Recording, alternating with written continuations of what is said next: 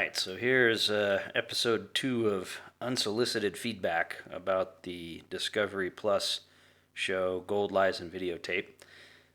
Just like I said in the first session, talking about this series, now I've seen all of the episodes. I think the production quality is great. They stitch together information in a very entertaining and captivating way. I think that it's amazing the amount of footage they have considering the technology of the time. Now we can just record on tiny SD cards, but lugging around VHS cassettes and etc. Or whatever it is that Alex used for all of his documentation. A lot less convenient and pretty amazing. They got so much footage. Definitely the sense of adventure came through in the latter episodes of them trying to overcome engineering challenges in the subterranean environment, especially since it was so unstable. Probably both in its original geology plus due to subsequent activity inside the peak. That was all very interesting and entertaining, and it was a good show. It was worth the time to watch it. But ultimately, now that I've seen all the episodes, I'm actually pretty disappointed. Relative to the potential of what could have been. Given that it's such a high quality production, they just left out a lot that ties into the story that I think is interesting. The Gold House series of books by John Clarence. It's an amazing set of work based on just tons of documentation that he got his hands on, and really tells the complete story of everything. I can see why some of the might call it political. I would just call it factual or potentially factual stuff. But I would see why they wouldn't want to put that in the series.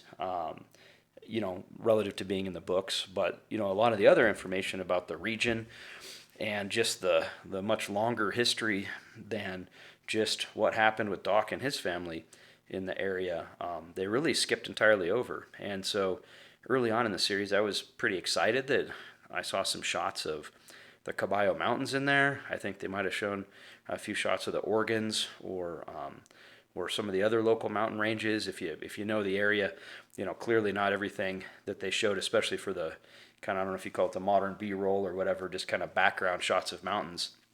None of that's from the basin. That's all just from the surrounding terrain in the area. But what's really exciting about that is that those mountain ranges aren't in the missile range, and as a matter of fact, when it comes to people finding stuff, including gold bars, that activity predates the activity that went on in the peak, and some of those players are intertwined. So in particular, Willie Doffett, aka Lawrence Foreman,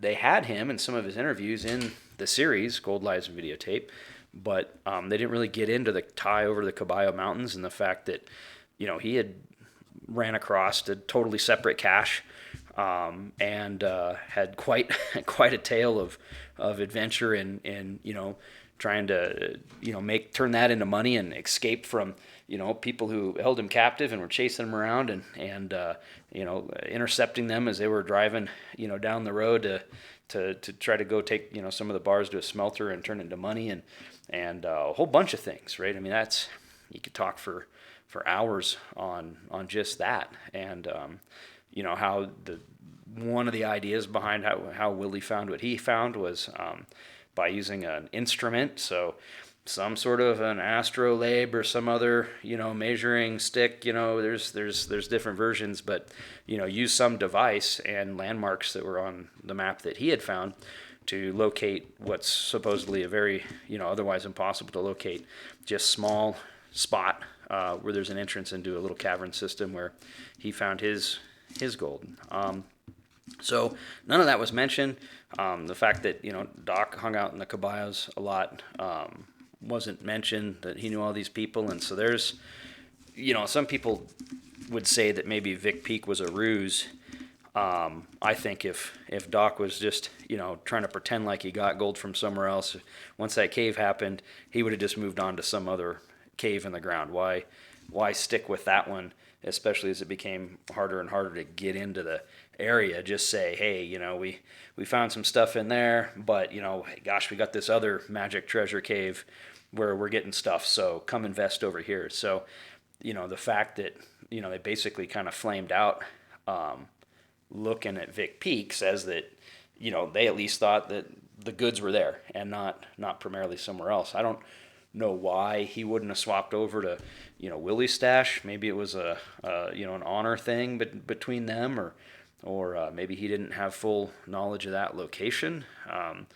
There's interviews with Willie that have been on the internet before but were taken down, I think probably in advance of this Gold, Lies, and Videotape being produced, where Willie talks very specifically that the bars and the caballos are different than what the Peak had in them. So that was a pretty interesting statement. I haven't been able to find that video, and I know who's got a copy, but they've said they're not supposed to share it, and so I honor that. But it would be interesting to see that video again, or to have it be posted again. So I think the main point is that they really left a number of dimensions of what's interesting about all this Vic Peak stuff out of the show, and they could have put a lot more in there. So there's the people talk about Padre LaRue. I don't know how much I really believe that angle. What I know about the description of where LaRue was, and I do have a friend that's traced his journey to the New World down, and has a good explanation for why he got sent to the middle of nowhere. So LaRue, despite what some might say, is a researchable guy, a real figure in history. But I don't think that that Soledad Peak. There's a lot of Soledad peaks, right? So the old name of Vic Peak is Soledad, or that's one of its names, and actually the whole mountain range was named Sierra Soledad at one point, I think. But there's a lot of Soledad peaks. There's San Agustin Peak, could have been Soledad Peak. There's a Soledad Peak down in the Organ Mountains, which has got a lot of Pedro Navarez, El Chato kind of lore around it, as far as where that bandit and his group hung out and stashed a bunch of silver primarily, and the mine of George Colon that's supposed to be up in there, and a bunch of that kind of stuff. So there's a lot of Soledad peaks, but where LaRue probably was is probably further south, maybe even in the Organs, just based on their description of travel time and some other things to get to the spot, plus some local folklore down in Las Cruces about some people that were related to some of the original villagers that survived the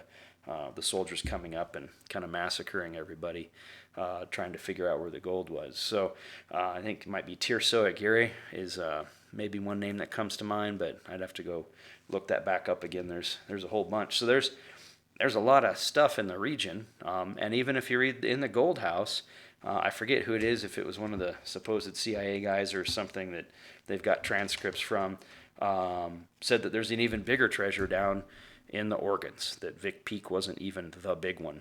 And so if there's that Pope Pius quote about the 7 cities of gold, and by cities they just might mean holding places, they're just north of El Paso. I've got a little video on that. You can go check it out. Maybe Vic Peak was just one of those 7 cities. So that leaves, by my count, that leaves a lot still out there lurking around. And the one map that's in the book jacket of the Gold House series, and I've seen it through other means than just the book jacket, but that map shows a number of locations on it, and so there's a lot to say that the off limits Swiss cheese mountain there on the range isn't the only place one might go try to poke around and see if they could prove some real interesting history by finding stuff so valuable that nobody would have just left it laying around on accident, right? That's the value of the treasure and artifacts or whatever associated is not that you're going to get rich or something, right? Pretty much it'd be just a pain if you find it, and you probably wouldn't get to keep any of it. But you'd be able to prove that certain elements of history are correct or incorrect with that direct physical evidence. And so, the most interesting thing to me is if there's some kind of antiquity to any of that stuff that predates the colonial Spanish. That would be pretty crazy. Talking like, Tucson lead crosses kind of, what do they say? It's an ancient Roman settlement, that kind of stuff. Grand Canyon, Kincaid Cave, Eastern people. They called it Egyptians, but it sounds more like the description of the Buddha and some of that kind of culture. Some Chinese stuff, right? There's a pretty big growing body of work that shows there's some petroglyph panels from California clear over into New Mexico that seem to be pretty clearly Chinese in nature. There's a really good book published on that, and so that would be pretty amazing is to find that someone had been here before history says of some culture that was supposed to never visited here, and so that would be pretty cool. Gold bars, etc. That'd be nice and all, but like I said, you think you're going to get to keep it. I don't know what, it seems unlikely, right? Unless you wanted to be like Lawrence Foreman, change your name from Willie Doffett and get chased around and tortured. And, that was back in the 30s. So,